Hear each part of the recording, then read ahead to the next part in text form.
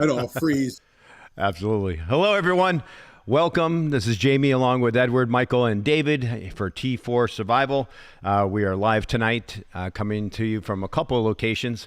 One, the North Woods of Maine for myself, and the great state of Connecticut for the other three guys on here with me. So how are things going with you guys? Everything's going well. Excellent. Yeah. We'll give everyone a minute or so to jump online, and we're going to dig right into our news topics, some training events that we need to discuss, and some other things that we wanted to go over, talking about the Emergency Preparedness Camp that's coming up. By the way, I saw some news alerts coming from Connecticut that some of the schools are closing down tomorrow. Is it actually going to be that hot? Yeah, talking the 90s. But some schools around here still don't have AC, so that's why. Wow, okay. That's insane. Mike, are you guys closing out? Are you in yet? First day is Friday or Thursday rather. Okay. They did a freshman orientation today, and it was getting warm in the building. Oh, yeah. AC in the office, my office, the library, and the nurse's office, a couple select areas. Got it. It's fun. It's fun this time of year. It's nice Right. and warm. Yeah, nice and toasty, Like right? I mean, why All right. bother with AC? Yeah, why? So why don't we dig right in? First off, let's get a book update from Edward. Book number 2, American Calamity. Book 2, where does it stand? What's the update? When's book 2 going to be coming out? Let's go. Should be by the end of September. All the final edits are done. The front cover design is finished. So we're moving towards the back cover. We already know what we're going to do. I'm just waiting to get the draft. Beautiful. And yeah, so we're looking the end of September. That'll be out. Now I heard that someone might be coming up with some copies of that book, such as yourself when you're up here for camp.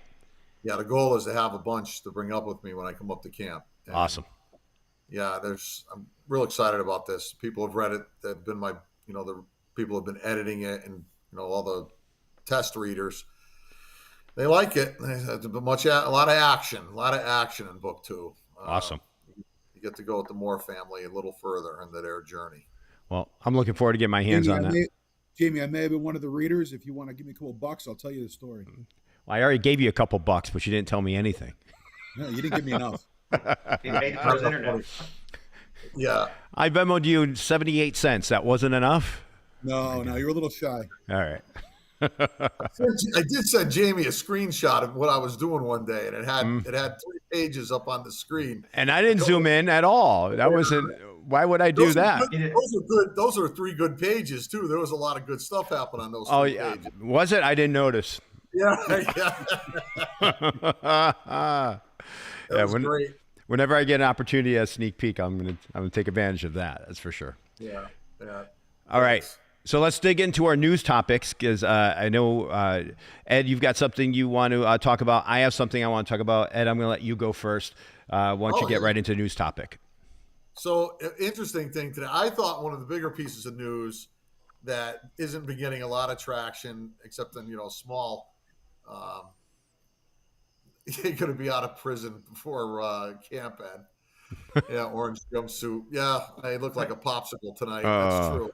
Yeah, this is great. Thanks, Dusty. Appreciate the positivity. That's awesome. It's kind of like peach. But one of the things, He'll be on work release about that time. Yeah, work release. There we go.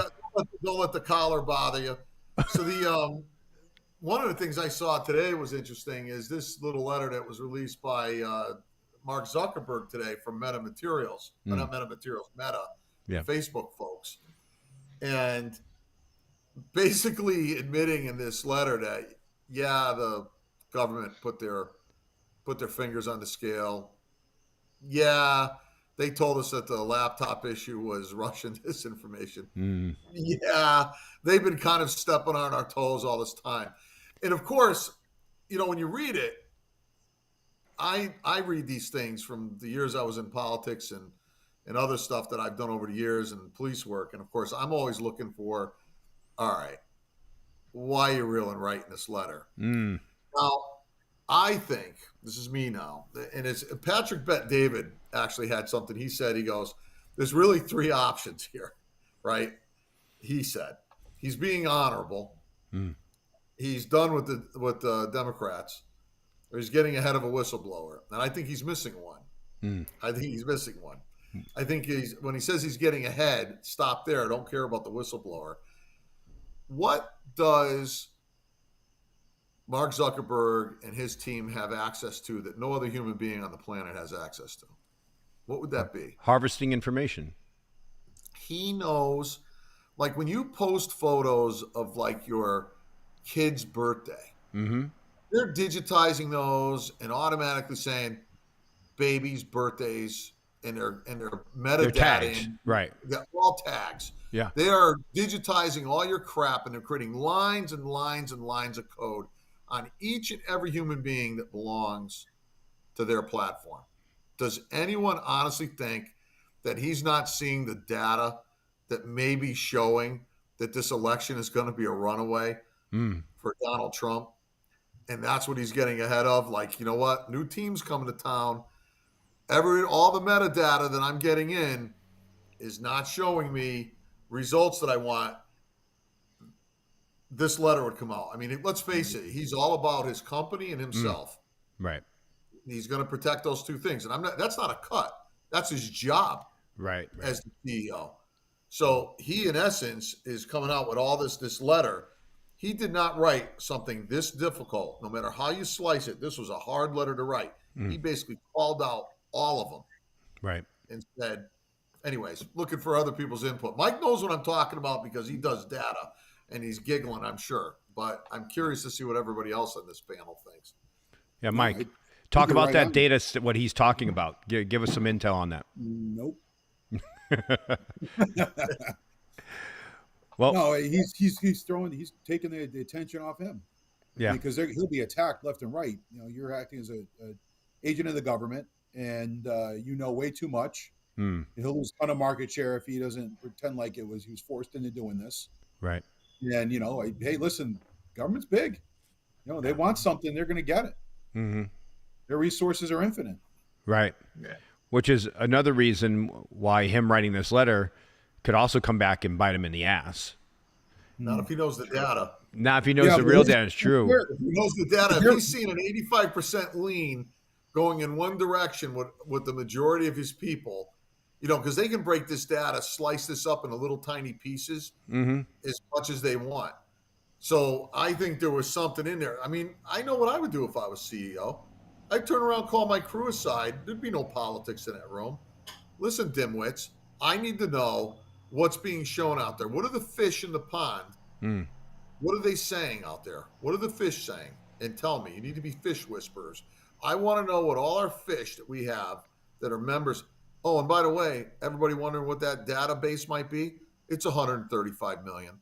There's only 335 million living in the U.S. He doesn't have to pull anybody into an office. I mean, they've got a very powerful AI system. I mean, you log into Facebook. It's got ask Meta AI, whatever it's called now. What do you want to know, right? And it's answering your questions. You're not researching anymore. It's coughing it up. So he's got a huge data set, and he probably, like Ed's saying, he knows what's coming. Yeah, you know, and to protect himself, protect his company. Of course, he's going to throw everybody else under the bus. And that is the job of the CEO, to protect the company. You know, that's how I look at the letter. I know Jeff said on there, I pray your insight's dead on. I mean, honestly, it could have been the other way. I mean, if he doubled down and went in the other direction, it would be different. But he didn't. It's the same thing with Elon Musk.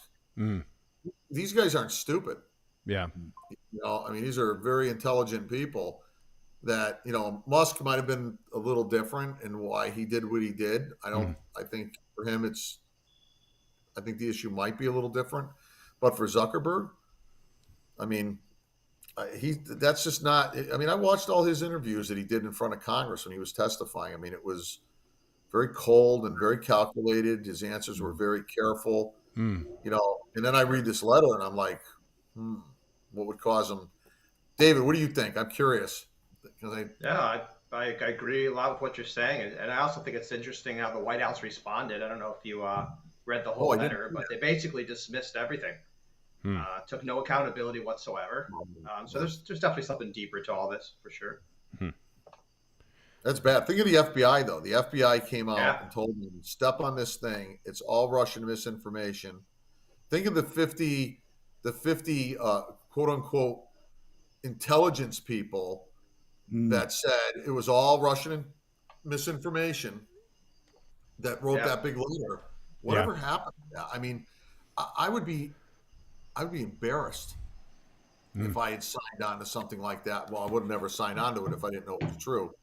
But I'm thinking, man, is it that bad? Is it that bad now where it's just like this train, everybody's on it, and they're like, yeah, I'll sign that. And then the FBI went in and did it. I mean, that's the part I find amazing.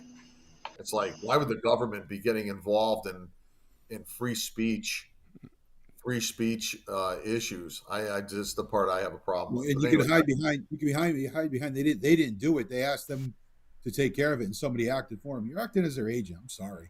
Well, keep in mind who they hire too. I mean, Facebook is very aggressively hiring retired agents and people like that to go on there. I mean, that I do know.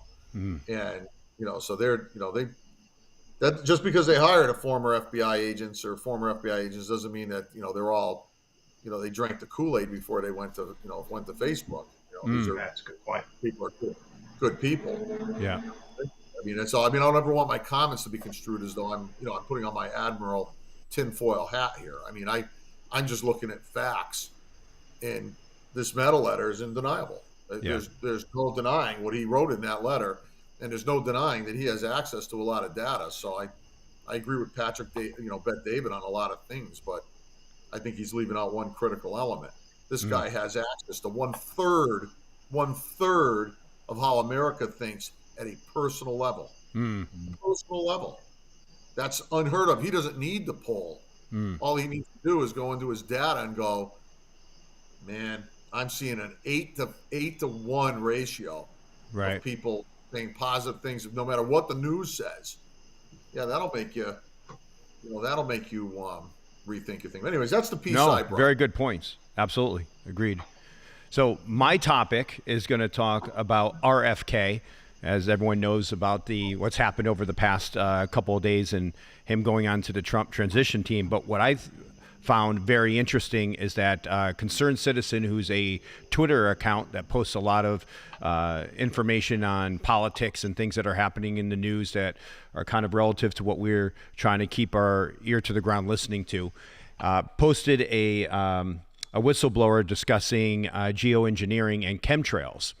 And underneath the comment or underneath the post, RFK chimes in with, "We will stop these crimes from happening." And he did another interview recently where he said that as part of the Trump administration transition team, that one of his goals is going to be tackling the issues with chemtrails. And I think that brings even more legitimacy to it. What originally brought legitimacy to it, which a lot of people haven't talked about, was the state of Tennessee this past year putting through legislation that banned geoengineering or anything being aerosol sprayed in their atmosphere above the state. And we talked about this on several live streams a while ago. And my theory was, well, how can they control the sky? Because it's kind of federal territory, right? It is over their state, but how you can control that. However, after the law was passed, there have been none of those lines going through their atmosphere, through their sky. People have shown pictures and videos that live in Tennessee, and politicians have shown the difference of what's happened since that's been passed and put into law. So that brought legitimacy to it. And now him actually saying it out loud. And I was looking at some news articles of Trump actually having the conversation brought up to him and him not denying it or saying that it's happening. So this is going to be interesting to see how that all plays out, because you start talking about chemtrails and immediately people look at you like you have two heads, right? And what are you talking about? You're crazy, you're nuts. But I think there's something to it. What do you guys think? I mean, look at the weather patterns. Look at all this stuff that we've been talking about for months. Right. It's massive. I mean, it's destroying cities, towns. At the storms obviously alone. Something, yeah. Well, look what happened in Dubai, right? They've been controlling the weather for a number of years, and then this past, springtime, summer, massive flooding in the middle of the desert, and what they attribute it to? Spraying too much of the shit into the atmosphere, and it bit them in the ass. So, I think that mine is more just on RFK himself. I mean, they've tried to paint him as, I personally think RFK is freaking dynamite when it comes to environmental issues. He's not a nut job. When it comes to saving, like you can swim in the Hudson River again, you can actually fish in it. A lot of that's because of him, and he's the one that constantly says that, hey, listen, I'm not an anti-vaxxer, but you're putting mercury and aluminum in these things. And then, cases of autism are going up. I'm not saying they're linked, but I am saying it is awful strange.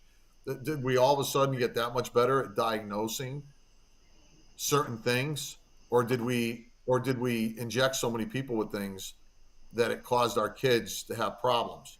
I mean, he's asking questions that no one wants to get into. He's talking about food issues and obesity, right, and diabetes, and why are our kids fat now, and getting fatter, and getting diabetes. Well, as one person put it so eloquently on one of the shows I was watching, one of these doctors, and she said, well, if I can put a kid on medication for the rest of his life, that's a lot of money. Right. Well, yeah. Myself, that's demonic. I mean, that's the opposite of what you should be trying to do as a doctor, and right. So, I mean, but you're seeing it like it's a whole change, but RFK, there's no two ways about it. RFK's endorsement of Donald Trump was historic. Yeah. And him aligning with, I mean, they don't agree on everything. I don't agree with everything that either one of them say. Right. But combined, man, that's the fact that he's willing to get on board, and the willingness of Donald Trump to put him in a position to address things in which he is an expert in. I think speaks volumes. I mean, it's going to resonate. People say, no, JFK's this. Do your research. JFK's a smart guy, highly intelligent, very smart. I've done my research on him. I'm very impressed. I don't agree with all his issues. I mean, he's, on firearms, him and I are obviously he's not Donald Trump on firearms. I'll just leave it at that. But on all the other things that he brings up on the environmental stuff, he's the right guy for the job. I agree with that. And I think it was James Carville, right? You know who that is? He's a political consultant, and he basically said that Carville. James Carville, the snapping turtle from Louisiana. Yeah, he said, what he said about RFK, and that was in the past couple of days, that he's a nut job and that he should be locked up. And if we were in a real civilization of people getting locked up, he'd be one of the first ones that would be in an insane asylum. That means this missile hit home. Yeah. For James Carville to say that, then this was a direct hit on the hull of the boat, and you know it. Yep. Thanks for everyone for joining us. If you're on with us live right now, make sure to hit that like button and subscribe to our channel. If you're not already subscribing, feel free to drop us a hello or ask us a question regarding Krav Maga, firearms, training, self-defense, any of those topics that we love to talk about. We have the Emergency Preparedness Camp coming up, so you have questions on that, or emergency communications, or emergency medical. Any of that, feel free to drop them in the comments. We're going to be on for about another 10 minutes and then heading off for the night. But I appreciate Jeff making comments there. And Dusty, we see your comments. Dusty's saying he might move back to Gatlinburg after what we just talked about with Tennessee. But we need you here, Dusty, for a little bit longer. So don't pack your bags too soon. Yeah, don't go anywhere. Yeah. So let's talk a little bit about some of the training. So we've got the camp coming up. And we've broken up a lot of the camp segments to allow some people that aren't able to commit to the full 4 days of training to be able to have the opportunity to be with us and to be able to train with us during the month of the end of October. So in October 23 through the 26th is the Emergency Preparedness Camp. The full camp starts on Wednesday late morning, and it's going to run through until Saturday evening. However, we've broken up a couple segments, and one of those segments is going to be a defensive handgun course that's going to run Wednesday afternoon and all day on Thursday. And it's going to go over the basic foundational skills, safety. It's going to go over skills of drawing your weapon, using your weapons, your handgun for self-defense. So it's a great opportunity for someone that's looking to kind of really hone in on those skills, and they can't commit to the full obligation of 4 days to be able to come in and get that day and a half of training with us to be able to work on their handgun skills. The other segment that two other segments that we've broken off is a Rifle 101 course, which is going to run on Thursday. I know Ed and Mike, you've talked a little bit about that course already, but if you just want to give a quick 30-second overview commercial of what the Rifle 101 course is going to be. Well, so you got people basically you get them lined up so they got a good 100-yard to 300-yard zeros. It's mainly, to go over their equipment. It's a 4-hour piece. And going to get a lot of action done during those 4 hours, though. It's for what people look for. Like, it's even like silly things like your scope. How to make sure that your rings don't get loose. What do you know that? These are the little skills that as our wives always tell us all the time. It's the little things, right? The little nuggets, the little nuggets of information, right? The little nuggets, they get them on so that when you're done, you're capable of taking that deer out to 300 yards and knowing that your rifle, the one you bring, is going to be able to do what you need it to do, or whatever other purpose you need, like for even just target shooting. But the goal is to make it where you feel confident with the rifles, and it's wide open too. That's one of the nice things that Mike and I liked about the 101 class is it's going to be wide open. You're going to get to experiment with the rifle, get comfortable with it. And we're not so specific on what kind of rifle you bring, like the precision course, where there's an accuracy component and an experience component. And this one, you don't need any of those things. Like we'll have people shooting maybe in a seated position, maybe bring some slings up. You ever shot from a sling? That's the goal. Anyway. Get comfortable with the basics. Yeah. Yeah. Are you guys requiring the attendees to have a scope, or can they use iron sights? They're going to come with iron. Kudos to the person who brings iron. It'll be, I'll have a spotting scope I'll bring up with me, and Mike's got one too. And I'll be bringing mine up so, people can get an idea. I might bring out my lab radar for if people are curious about, velocities in their rifles, if they got a hand load. I might bring that equipment up with me. And, little toys that I have that have assisted me over the years. It's more of a, I want people to walk away from the 101 course at the end going, you know what, I feel a lot more confident with the equipment I brought. That's the goal. Right. And, I never shot seated before. What is that like? Well, let me show you. And this is how you could sling up to do that. Teach them maybe what a hasty sling is. Not everybody may want to do it. But I wanted to keep, and I know Mike and I talked about this a lot, we wanted to keep the 101 course open a lot for student. We have certain things we want to address, but we wanted to make it where there's time to hit on things that the students specifically might have. We may go into a segment where we're talking, like Ed was just saying, seated shooting, and somebody I don't want to do that. Okay. There's another position you could try. There's another different way to hold it, different technique. And then physical limitations. We have some people that aren't able to lay prone. Some people, they just can't get up and down off the ground. So, we modify it, and they can still get a lot of training value out of their time. But they're working within their limitations. They're working with what they can do. Yeah. We're going to have more on equipment too. I'm looking at the course of fire, the course document that I sent you, Jamie, we put together for that. I mean, it's really open on you notice that the language between the 101 and the precision. It's a lot different. I want people to be able to show up to the 101 course and be able to walk away from that. And it's not a high volume of fire class, segments. We're getting quality over quantity. You want to shoot to your heart's content, go ahead, but sometimes you lose out on improvement when you're more worried about how many rounds I can put down range, is how do I do it accurately, how do I manipulate my equipment properly. We don't want to lose out or see people lose out on the real training value, because hey, don't get me wrong, it's fun to shoot fast, fun to shoot a lot. And when you get going, you can fire off pretty quickly with even a bolt action rifle, but really, what are you getting out of it sometimes?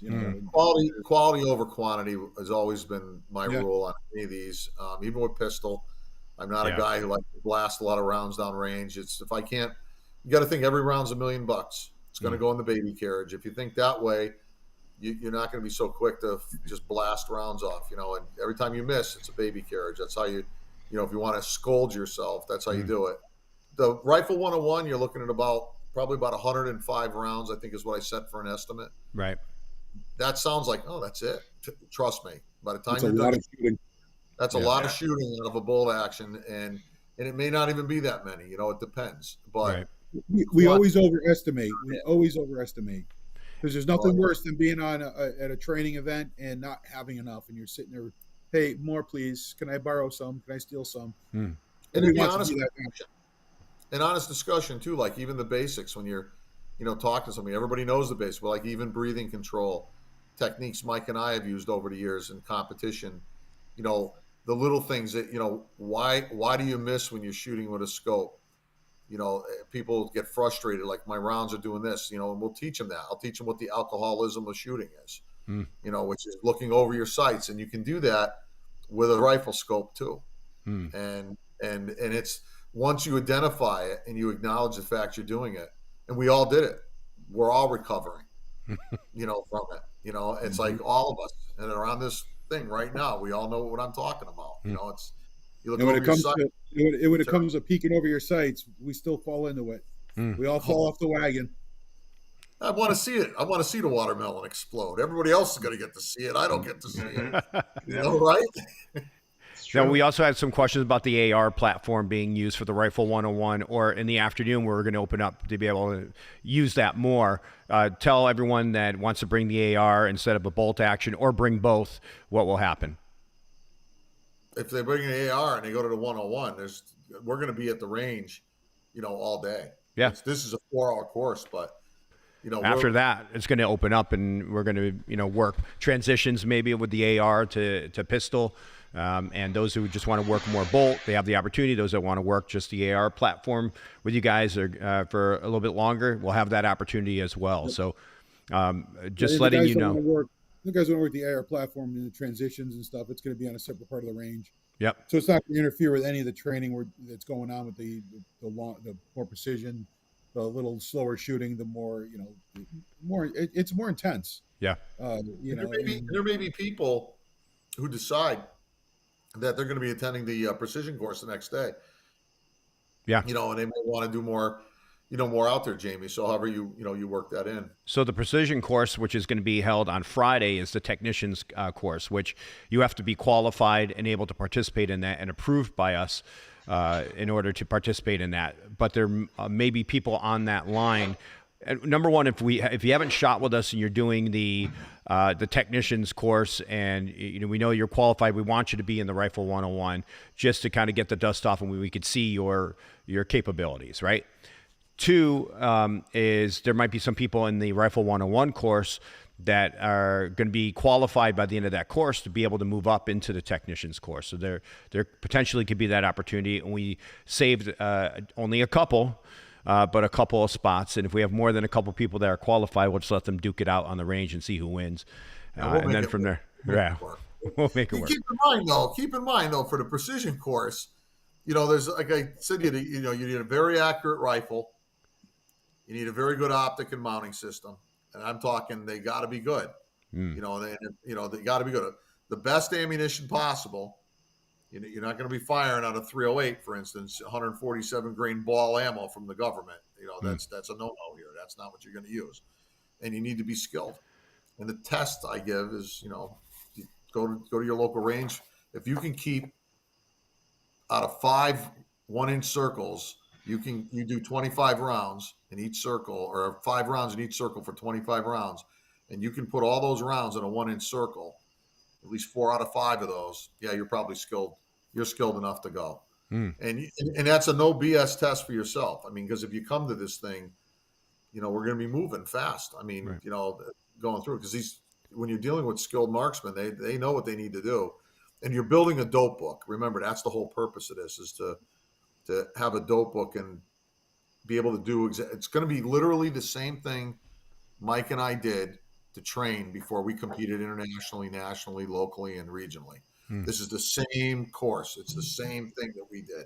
And we already, and I'll say this out loud, we're not going to allow someone to go into that technician's course that isn't qualified to be there, because it's going to be frustrating not only for you as a student on that course that you're not going to be able to accomplish what you need to, it's just going to be frustrating for the whole group. So we wouldn't put you in that situation of trying to move you faster than you should be, or being in that course. You're going to get a nice foundational skills you can work upon from the Rifle 101. Then maybe next year when we offer another technician's course, you come back, you do that Rifle 101 and show, hey, I've got the qualifications now. I spent the time out on the range. I've shot, more rounds between the last time I saw Rifle 101, and here's where I'm at, right? And that's important for you guys to understand, that it's not just walk in, hey, such and such, yeah, you can come in. There's got to be qualifications skills here to make sure that you're getting everything you want out of the course and not being frustrated. And by the way, just, for my first time at camp last time, and, really doing a lot of observing, when I was there, you had a lot of qualified people, Jamie. Yeah. I remember there was a lot of demand. They said, hey, is there something, like a really stepped up thing for something like this? And, and kudos to you, Jamie, you've delivered. I mean, and I want people I want them to walk away. My goal whenever I train anybody is ultimately I want people to always be better than anything that Mike and I can perform. Any good instructor, right? You want to bring them up as high as you possibly can. Yep. And that's the goal set of all of us. Yeah, it is. It's the whole camp is like that. I mean, I watched the people, even the attendees that show up. I mean, it was a Eagle-esque place. I mean, it was just wonderful. I mean, it's just a good group. Yep. So the ones, and hopefully we have some new folks come in too. It'd be great. So we have the technicians class, which is, you have those qualifications to be able to do it. We have the Rifle 101 course, which is pretty open for anyone to be able to step into that course, whether you're newer to using a rifle or just want to become more acclimated with your rifle, or maybe you've been shooting for years and hunting, but you really want to have the opportunity to train with Ed and Mike and get those little nuggets of information that maybe you haven't gotten yet, right? That can really change your game, your shooting game a lot. We have the defensive handgun course, which is going to be a 1.5-day course. And then we have obviously the full camp, which is going to, most people are attending, where they're going to arrive on Wednesday. They're going to train with us all the way through Saturday. And included with that is going to be emergency medical, learning how to suture, how to stop the bleed, how to control hemorrhage control, bleeding control. And then, of course, emergency communications, which seems to be a really big topic. I know you guys have been getting questions. I've been getting questions on the emergency comms, and we've got some really good information we're going to be sharing with you on that as well coming up at camp. So I'm really excited about this one. I know everyone says every time we do a camp, we kind of step it up a little bit. I think this was a big step up, and I'm really excited about what's to come in October. So if you're watching this live stream or you're watching the replay and you've been thinking about coming up and training with us, and believe me, it's an investment. It's not just, you're driving, down the street and you're staying at a Motel 8 or, the Marriott, and you're coming to train at a range. This is not what this is. This is, you have to travel to us. We're in the North Woods of Maine. You're either going to drive up and you're going to spend the time to do that, or you're going to fly into Logan, or you're going to fly into Portland, Maine. You're going to rent a vehicle and you're going to end up driving up. But our clients from Louisiana, Texas, Florida, Ohio, California, they make this journey up here a couple times a year to be able to train with us and know what they're getting. And once you make that plunge and you step into this arena, you realize who you're training with, the experience that you're getting, and it's I can proudly say it's not something that can be easily found at any training facility, anywhere in the U.S. or abroad. So, I mean, we're in a range that's locked down where only we have access to it. We have hundreds and hundreds of acres of property, multiple ranges set up. And so we have courses of fire in multiple locations, and a very high qualified team of instructors. So I'm proud of this camp. If you guys are watching this or you're watching the replay and you're thinking about attending, the time is now. Don't put it off. Plus, we don't know what's going to be happening over the next couple of months.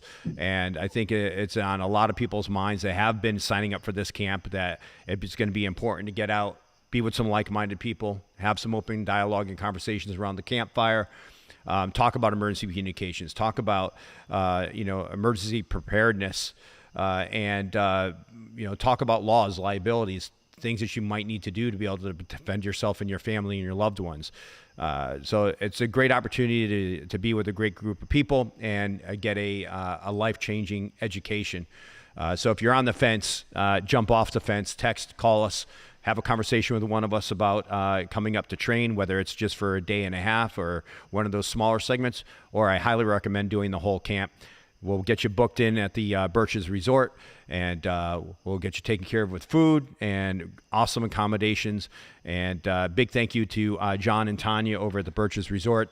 They've been exclusive with us since 2018 when we started this camp, and they really step up their game for us every time we come in and really take good care of our clients. Usually when we're there, they're open only for us. They're not open to the public.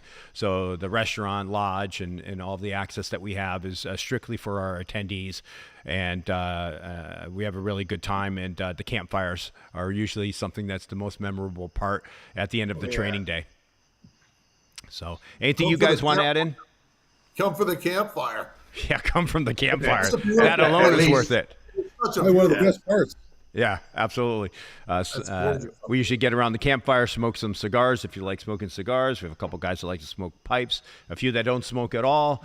We all hang out outside, big raging fire, especially when Chad's involved with the fire. And Steven had it going pretty good. Yes. So it's a great time for all. Guys, please hit that like button if you're watching this. If you haven't subscribed to our channel, make sure you do so. We're going to be signing off. We'll be back on in 2 weeks on a Tuesday, which is going to be September 10th. September 10th is the plan for our next live stream, everyone. If you have questions in the meantime for us, message us through our social media channels or go onto our website, start a chat with us, fill out a contact us form, and we'll get right back to you. Anything you guys want to add in before we sign off for the night? No, I just wanted to say, Ed, I'll see you for your next visiting session, your hours when they open up. Thank you. I appreciate that. Oh, yeah. You got to get permission from the warden, though, to see Ed. Yeah. He's limiting. A cake with a file. I appreciate Do you want some money in your commissary? Yeah, commissary money. Thanks a lot. Let us know what you want. I'll never wear this freaking shirt again. I don't blame you. And any attendees that are on, by the way, or watching this replay, your attendee questionnaires are going to be going out soon, and the recommended list of supplies to have for camp will be also going out. And I've provided links to everything, so you can go right to the websites or wherever we're sending you to be able to get that information, get that stuff ordered for yourself. So keep an eye out in your emails for that and for the camp links. Anybody that watches these replays or these live streams and you're looking for stuff we've recommended on these live streams, either present or past, just go to t4survival.com/links. And right there, you'll be able to see a lot of the stuff we've talked about, whether it be communications, rechargeable batteries, solar panels, everything we've talked about over the past year. You'll find a link. Yeah, cleaning gear. And there's an addition, by the way, for camp attendees on the cleaning gear. Ed put a really comprehensive list together of the right stuff, a little bit of investment, but you're getting the right equipment ordered for cleaning and so forth, and mats and bipods and all of that. Well, it's forthcoming. It's on its way to you. Anybody else want to add anything else before we sign off for the night? No. I think we're good. So thank you, everyone, for joining us online tonight. If you're watching a replay, please hit that like button. If you haven't subscribed to our channel, please do so. We hope to hear from you regarding camp or upcoming training events. Otherwise, we'll see you back here live in 2 weeks on September 10th. Have a good night, everyone. Be safe. We'll see you all soon. Good night. Good night.